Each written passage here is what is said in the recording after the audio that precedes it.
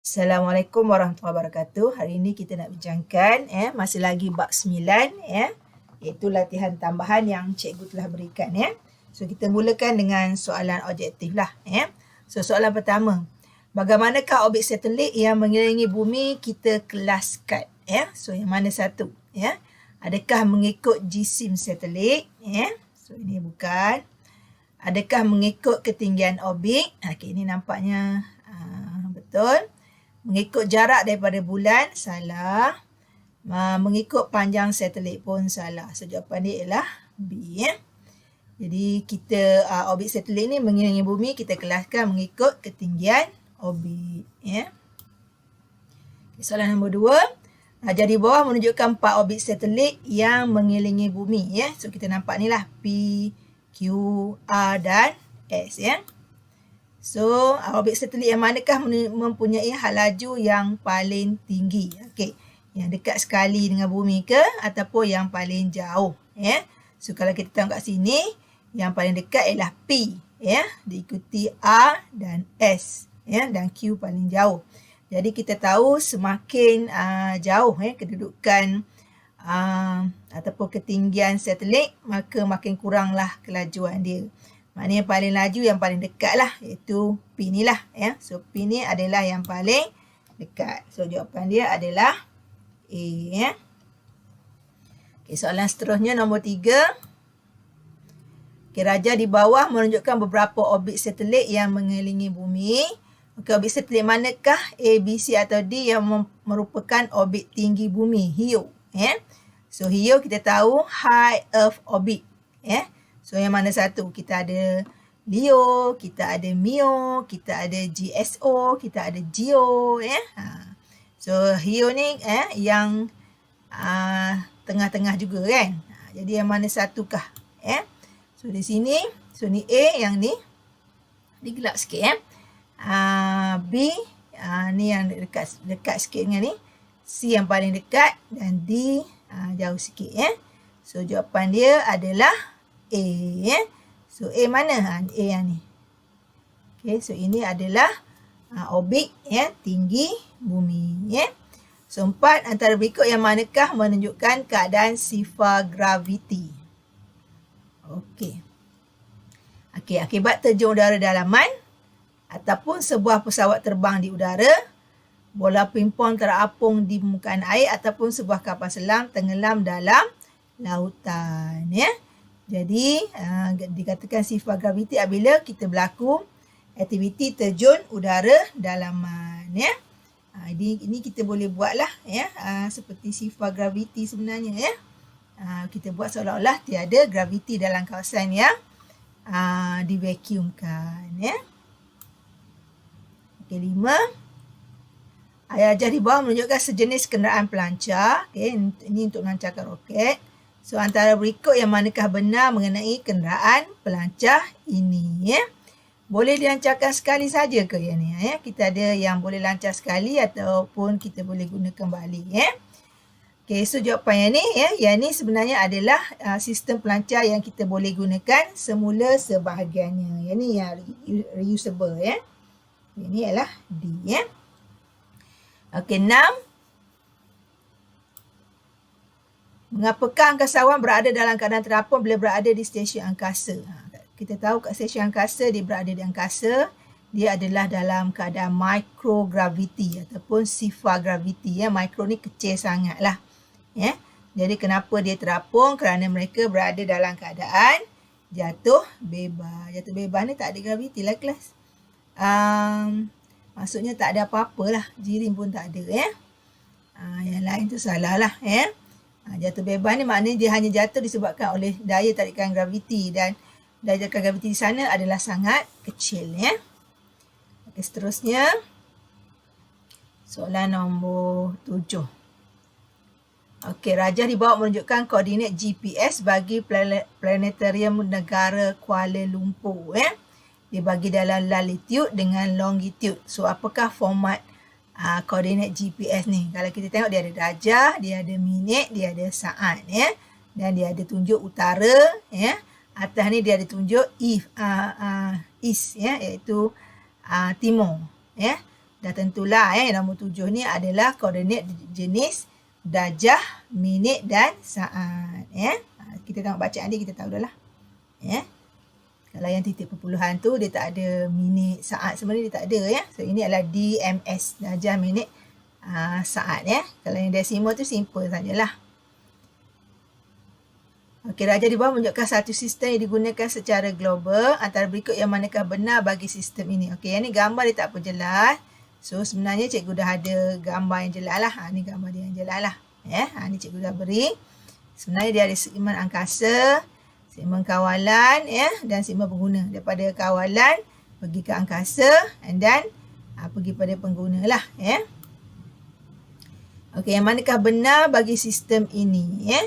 So yang ini kita tahu melibatkan beberapa segmen Jadi boleh digunakan untuk menjana elektrik, salah.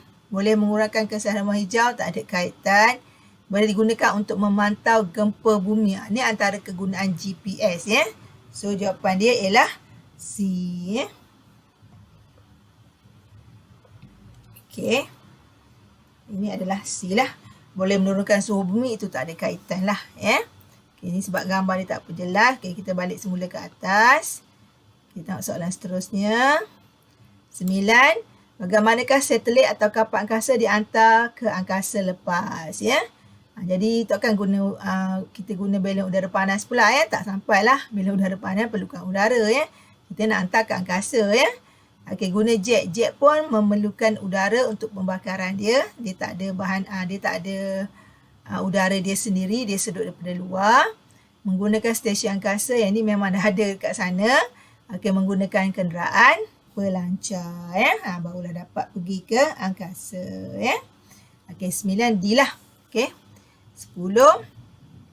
Antara berikut yang manakah faktor yang tidak diambil kira untuk menghitung kekerapan stesen angkasa antarabangsa mengorbit bumi dalam sehari So yang manakah faktor tak diambil kira? Ketinggian orbit kita ambil kira Kelajuan stesen angkasa sebab dia nak orbit bumi Jejari bumi jarak antara bumi dan matahari perlu ke jadi yang ni nampak bumi dengan matahari tak ada kaitan lah so yang ni faktor yang tidak diambil kira lah 10D Okey, seterusnya raja di bawah menunjukkan beberapa orbit satelit yang mengelilingi bumi. Kedudukan manakah A, B, C atau D yang dikenali sebagai apogee sebuah satelit? So apogee ni yang mana? Yang dekat ke yang jauh? Kita ada apogee, kita ada perigi. Okey, satu yang paling dekat dengan bumi, satu lagi yang paling jauh. So apogee ni adalah yang mana? So yang paling jauh lah. Iaitu jawapan dia A. So sebelah ni A. Perigi yang paling dekat. Mana perigi? Kalau kita tengok sini. D lah. D yang paling dekat. B lebih dekat lagi. Okay. Sebab D ni dah. D kelas. Sebab dia berada di ujung. Sebab B, dia tak mungkin berada di side yang sama. D ni lah perigi. Okey, seterusnya nombor 12. Raja di bawah menunjukkan suatu satelit mengelilingi bumi antara A, B, C atau D yang manakah menunjukkan keadaan apogee. Berapa kali tanya soalan dia. Tadi dah tanya apogee kan. Ni apogee lagi. Apogee dah tentulah yang paling jauh. Ni apogee. Dan yang C ni perigi. Tulis lah. Perigi ni apogee. Yang jauh apogee, yang dekat perigi. Soalan sama je, gambar yang lain. Okey, raja di bawah menunjukkan sebuah kereta yang dicuri dan dibawa lari oleh pencuri. Apakah cara yang berkesan bagi menjejaki kereta yang dicuri itu?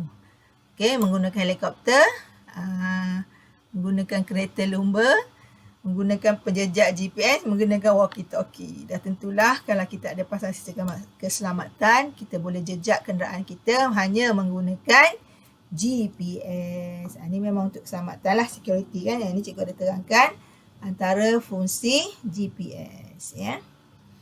Okey, apakah bentuk orbit bagi orbit sederhana bumi? Orbit sederhana bumi ni yang medium mu. So bentuk dia adalah bentuk elips. Okey, itu saja soalan aktiviti lah. Kita akan tengok soalan seterusnya. Okey, soalan yang pertama, raja di bawah menunjukkan satu kaedah untuk menempatkan satu satelit ke dalam orbit. Apakah kaedah yang digunakan dalam rajah di atas? So, kalau kita tengok dia ada beberapa orbit lah. Ya, jadi yang ni dah tentulah kaedah orbit pindah homen. Ya. Orbit pindah homen. So, ejaan homen tu kena betul lah ya. H-O-H-M-A-M-N. M-A-W-N. Sebab ni nama orang ya.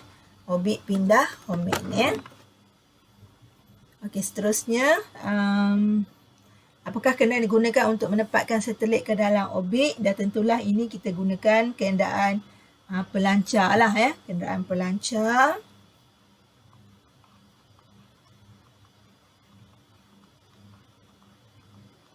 Kenderaan pelancar. Iaitu yang ni kita gunakan sama ada ELV ataupun kita gunakan yang kita boleh guna kembali lah, iaitu RLV ya. Okey, jadi ada dua kenderaan lah, tak kisahlah yang boleh diguna sekali ataupun yang boleh diguna kembali ya. Okey, berikan satu kepentingan satelit. Banyaklah kegunaan dia ya. Antaranya kita boleh buat ya ramalan cuaca ya. Okey, ni antara kepentingan dia lah. Ramalan cuaca, keselamatan, ketenteraan ya. Ini adalah ramalan cuaca ya. Okey, seterusnya terdapat stesen angkasa antarabangsa di angkasa lepas. Apakah fungsi stesen angkasa tersebut? Okey, yang ni dah tentulah ya, tujuan dia untuk membenarkan pengguna GPS menerima maklumat lokasi pada masa yang sebenar. Yang ni lah yang detect kat mana kan ya. Jadi antaranya ya, jawapan dia untuk membenarkan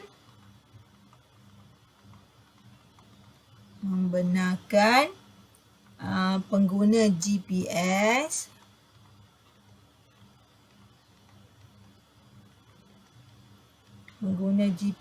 menerima maklumat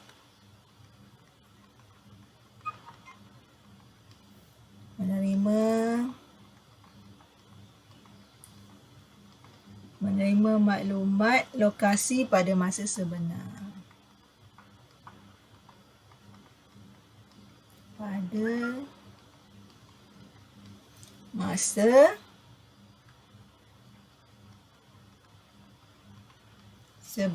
Ya. Jadi itu soalan yang Okey, adakah anda setuju dalam kemajuan teknologi angkasa lepas seperti menempatkan satelit ke dalam satu orbit di sekeliling bumi, dan berikan satu alasan anda ya. Jadi dah tentulah kita setujulah ya. Jawapan dia setuju. Setuju tu dapat markah lah ya. Kalau soalan tanya setuju tak setuju ni jawab je. Kalau betul dapat dah satu markah ya. Sebab satu lagi barulah markah dia lah ya. Kerana satelit boleh mengumpulkan data seperti lokasi di bumi. Ya, contohlah ya. Kerana satelit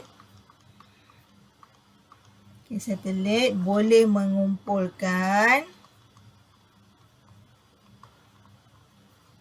ni antara jawapan yang boleh diterima lah. Dia banyak jawapan boleh terima ya. Boleh mengumpulkan data seperti lokasi di bumi. Cuma ayat kamu perkataan kena guna penuh lah ya. Jangan gunakan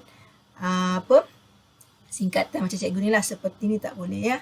Ni cikgu just ringkas untuk kamu je ya. Tapi untuk jawab kena jawab penuh ya. Okey, apa jawapan lagi ya? Boleh lagi tulis jawapan lain lah ya. Antara di sini cikgu boleh bacakan.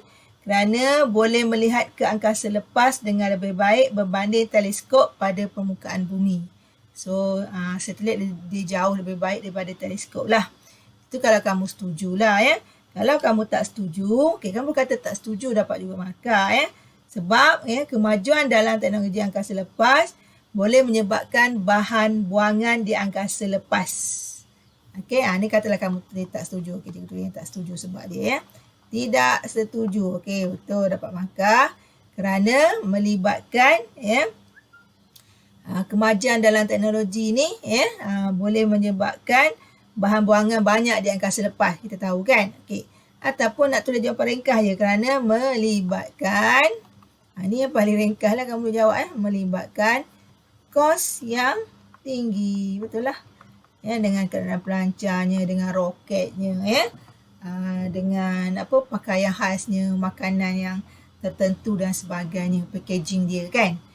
Ni memang betul melibatkan kos yang tinggi. Okay, boleh, kamu boleh jawab sebab soalan umum boleh jawab setuju ataupun tidak, tapi ada reason dia. Okey, itulah antara boleh kamu tulislah jawapan dia. Okey, seterusnya nombor 2, rajah di bawah menunjukkan tangkapan skrin bagi satu aplikasi navigasi di dalam telefon pintar. Okay, namakan satu aplikasi navigasi yang digunakan dalam telefon pintar. So antara yang kita biasa guna apa? Banyak kan kita guna Google Map, kita guna Wave okey. So yang ni kita antara kita biasa gunalah Google kan, Google Map ataupun Wave. Okey.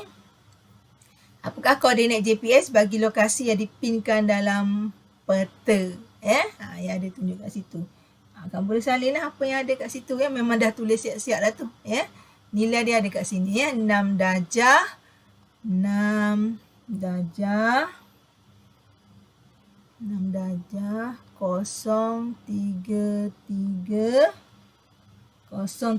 kan 03 minit tu 03 minit 32 32.6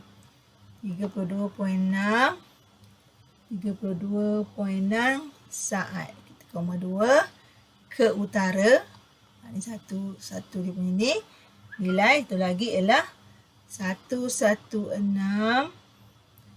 darjah 0.8 bukan 8 08 minit 29.4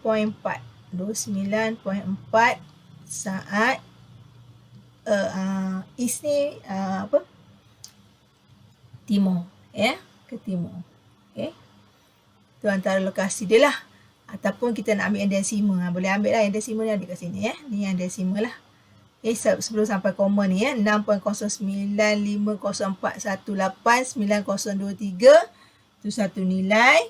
Okey, yang ni 116.14150138 itu satulah So pisah dekat koma ni kelas. Dekat koma ni padam sikit supaya kamu nampak. Okey, kita ambil balik. So nilai kalau nak ambil yang desimal ni boleh tapi kamu kena pisahkan dekat koma ni Okey, ni satu nilai, ni satu nilai. Okey. Mana-mana boleh tulis, tak kisah. Nak ambil yang darjah minit saat ke ataupun nak ambil yang desimal Sebab dia ada dua cara. Di situ dia ada letak Okey, orbit satelit GPS lazimnya dikenali sebagai orbit separuh segerak bumi Pada pendapat anda, adakah penggunaan satelit ini memberi faedah dan berikan alasan? Jawapan dia iyalah Okey, kenapa ya? Kerana kalau kamu kata iyalah, kerana boleh digunakan untuk menentukan satu lokasi, digunakan dalam ramalan cuaca atau digunakan untuk memantau gempa bumi. Mana-mana boleh tulis Kita boleh gunakan ini untuk menentukan lokasi. Okey, atau cikgu buat sedah lah digunakan untuk ramalan cuaca atau digunakan untuk memantau gempa bumi. Buat ayat penuh Ni cikgu isi point je lah. Ni kalau kamu setujulah. Kalau kamu tak setuju, kamu boleh tulislah tidak. Okey, kenapa tidak? Tidak kamu tulis. Kerana, ni cikgu bagi antara idea dia. Kerana GPS digunakan di jalan raya boleh mengganggu pemandu. Terlalu bergantung pada GPS menyebabkan masalah semasa kegagalan isyarat. Dan boleh digunakan oleh penjenayah untuk menjejaki mangsa untuk penculikan. Itu antara jawapan yang boleh diterima lah. Banyak sebenarnya sebab dia umum kita boleh terima lah. Jadi penggunaan dia ada pro and con dia boleh menyebabkan kita tak sedar lampu isyarat, kita jalan je sebab kita ikut dia punya arahan ataupun terlalu bergantung pada GPS menyebabkan kegagalan isyarat ataupun boleh diambil kesempatan lah jadi kamu boleh tulis lah sini reason dia banyak lah kamu boleh tulis Okey, seterusnya jadi bawah menunjukkan sekeping poster yang dilekatkan pada papan iklan di dalam pusat beli belah. Okey, ni sini dia bagi lokasi ni The City of Light, come to Paris Okey, apakah koordinat GPS bagi Paris dalam format DMS? Ni dia nak darjah minit saat So kita tulis baliklah yang ada kat situ, besar sangat cuma nombor dia panjang sikitlah iaitu 48 darjah 51 minit 52.976 saat ke utara. Satu lagi ialah 2 darjah 20 minit 56.4504 4504 ke timur east Okey, koordinat GPS bagi suatu tempat ialah 3.139.456 latitude dia dan 101.689.593 longitude dia. Pada hemisfera manakah tempat ini terletak? So tempat ini terletak pada hemisfera utara.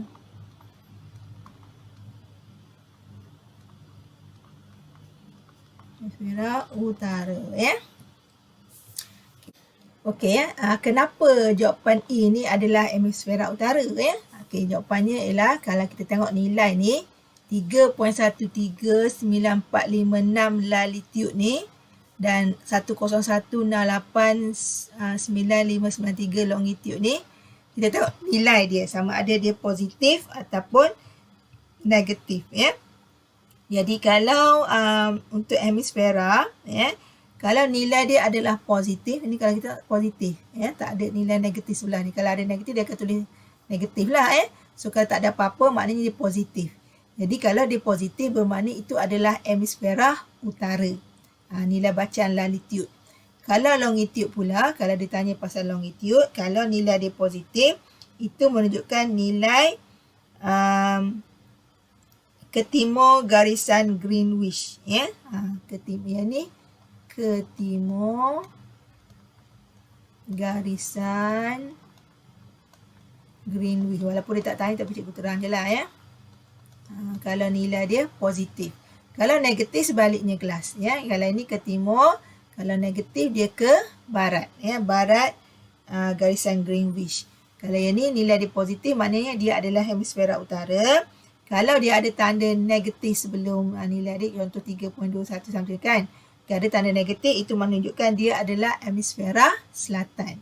Kita tengok nilai positif dengan negatif ke kelas Kita cara nak jawab soalan E lah Okey, sekarang kita nak tengok soalan esei. Okey, dan skema jawapan dia sebelah je lah Okey.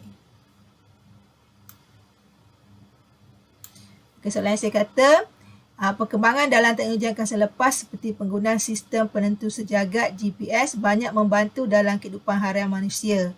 Okay, apakah yang dimasukkan dalam sistem penentu sejagat GPS? Inilah jawapan sebelah dia Jadi sistem penentu sejagat GPS merupakan satu sistem navigasi yang memberi maklumat tentang lokasi dan masa kepada penggunanya dalam semua keadaan cuaca. Itu maksud dia lah Okey, B. Okey. 2 markah ya. Okey, B rajah di bawah menunjukkan 3 segmen bagi sistem penentu sejagat GPS. Dia ada segmen angkasa, kawalan dan pengguna. Pengguna biasanya menggunakan segmen pengguna untuk mengetahui lokasi sesuatu tempat dengan menggunakan aplikasi telefon pintar. Pada pendapat anda, apakah faedah penggunaan GPS bagi para pengguna? Ya, so faedah dia banyaklah. Kamu boleh tengok contoh jawapan kat sini ya, sebelah je ya. Okay, antara faedahnya kita gunakan ya dalam sistem navigasi dalam jenis pengangkutan yang berlainan ya, seperti darat, laut dan udara ya. Ini memudahkan kelancaran trafik ya, laut, darat dan udara ya. Okey, kedua boleh digunakan untuk menjejak penjenayah. Macam tadilah kereta hilang ya. Kita ada letak sistem keselamatan ya. Handset kita pun kalau kita ada sistem keselamatan, kita boleh jejak dengan GPS. Tapi dengan syarat kita ada apps dia lah ya, aplikasi dia. Okey, seterusnya digunakan oleh pengguna di mana saja dan pada bila-bila masa lah untuk menentukan lokasi, mencari tempat dan sebagainya ya. Digunakan oleh majikan untuk memantau pekerjanya yang memandu lori tangki minyak di jalan raya. Ini pun ia jugalah sistem safety dia ya. Dan seterusnya digunakan oleh bapa untuk mengawasi keselamatan anak-anak mereka. Ya, mungkin di rumah ketika dia bekerja, sekarang PDPR, mak ayah bekerja, so dia boleh pantau lah. Ya. Ataupun anak-anak kecil di bilik dia. Ya. Dan sebagainya lah. Ya. So, banyaklah kegunaan dia. Ya. Tulislah 4 markah 4 isi. Dapatlah isi dia. Ya. Okay. Tapi soalan 3 ni biasanya 1 markah je sebab dia nak masuk je kan. Ya. Kenapa buat 2 kecuali ada reason. Ya. Okey, seterusnya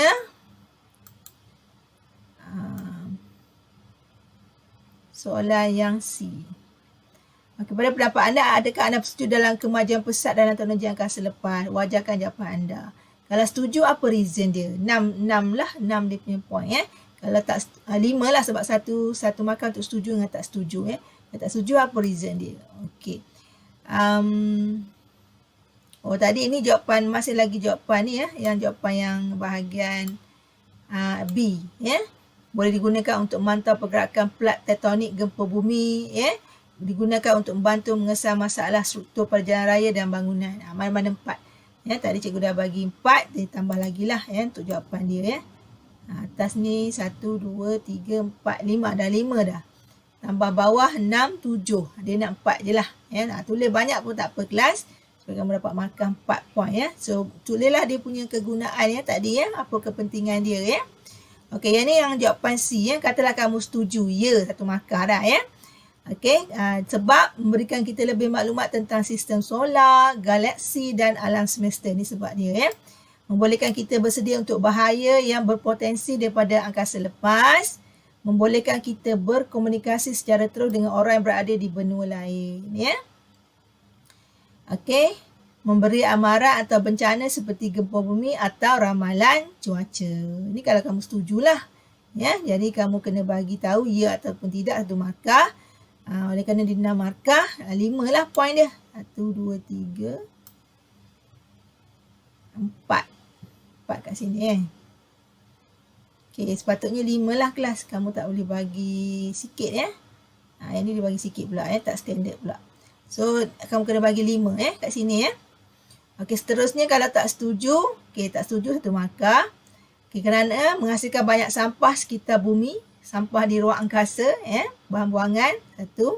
Penolakan ruang angkasa adalah sangat mahal. Lebih baik menggunakan wang untuk orang miskin. Dia kata ya. Yalah, kos dia sangat tinggi lah ya. Seterusnya, angkasawan terdedah pada bahaya sebelum jadi semasa berada di ruang angkasa. Betul.